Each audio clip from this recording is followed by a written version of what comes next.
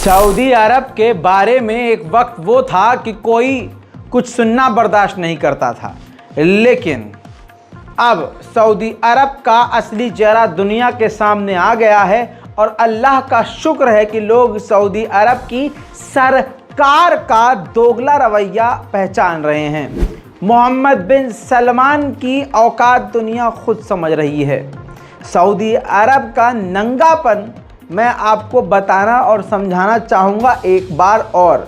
जो लोग ये कहते हैं कि रज़ा गराफ़ी सऊदी अरब के ख़िलाफ़ बोलता है, उन जाहिलों से कहूँगा कि सऊदी अरब की सरज़मीन के ख़िलाफ़ रज़ा गराफ़ी नहीं, सऊदी अरब की सरकार की गलत नीतियों के ख़िलाफ़ रज़ा गराफ़ी बोलता है।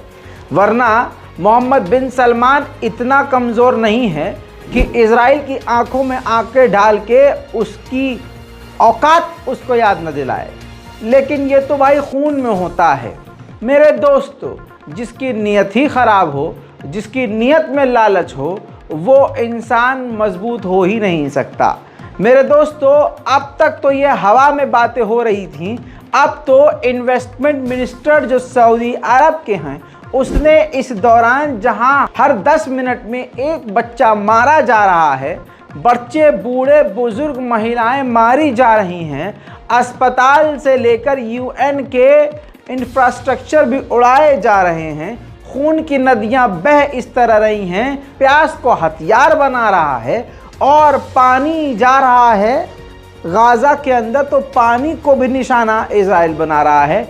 ऐसे माहौल में सऊदी अरब के फाइनेंस मिनिस्टर ने कहा है कि हम इज़राइल के साथ बेहतर रिश्ते चाहते हैं। हम चाहते हैं, जी हाँ, हम चाहते हैं हमारे रिश्ते इज़राइल के साथ अच्छे हों, लेकिन फ़िलिस्तीन का मुद्दा शांति से हल होना चाहिए।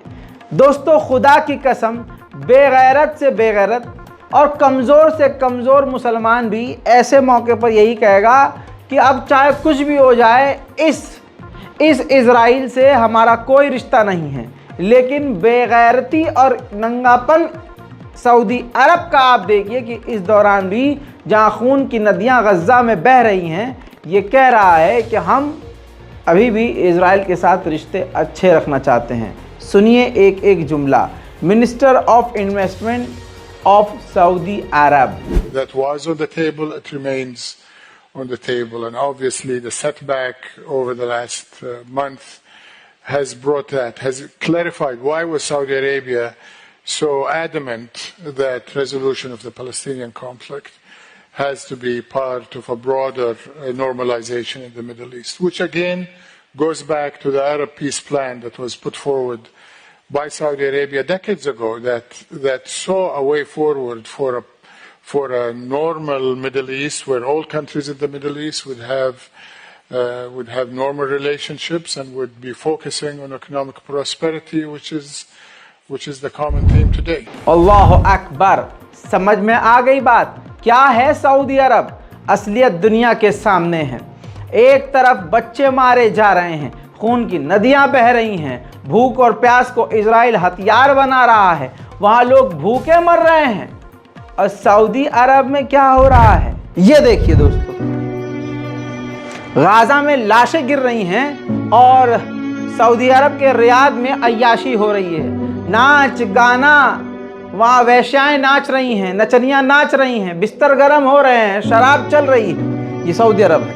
वहाँ गाज़ा के बच्चे भूखे हैं और यहाँ ये देखिए अनलिमिटेड खाना है भाई साहब। अरब के लोग फुल नाक तक भर भर कर खा रहे हैं, पार्टी हो रही है। और दूसरी तरफ इसको देखिए, ये देखिए दोस्तों, अरब लोगों की औकात, ये हिजड़े हो चुके हैं, तालियां बजा बजा के लड़कियों की तरह नाच रहे हैं। यही है सऊदी अरब की असलियत। उधर हिजबुल्लाह ने इज़राइल के ऊपर हमला किया, जिसमें इज़राइल का एक व्यक्ति और कई लोग घायल हुए हैं। ये ताज़ा जानकारी है।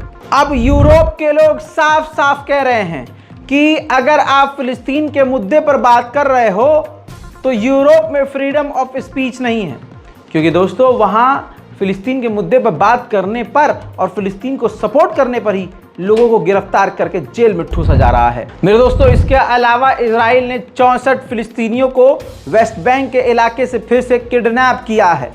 अमेरिका, जर्मनी, फ्रांस, ब्रिटेन, यूरोपीय यूनियन इस बात को बोल चुके हैं कि इजराइल ये सरासर गलत कर रहा है, लेकिन अपने तमाम नाजायज बापों की बात को इग्नोर कर रहा है Israel. G7 Japan, America, France, Germany, Britain, Italy, Canada, यूरोपीय यूनियन, ये तमाम देश हैं।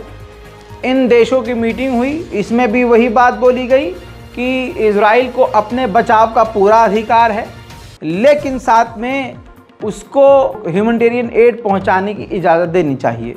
बहरहाल फ़िलहाल की रिपोर्ट में इतना ही। जल्द आऊँगा और भी बड़ी जानकारियों के साथ। इस रिपोर्ट को देखिए, इससे पहले जो रिपोर्ट आई है वो भी ज़रूर देखिए और चैनल को सब्सक्राइब कीजिए। जय हिंद।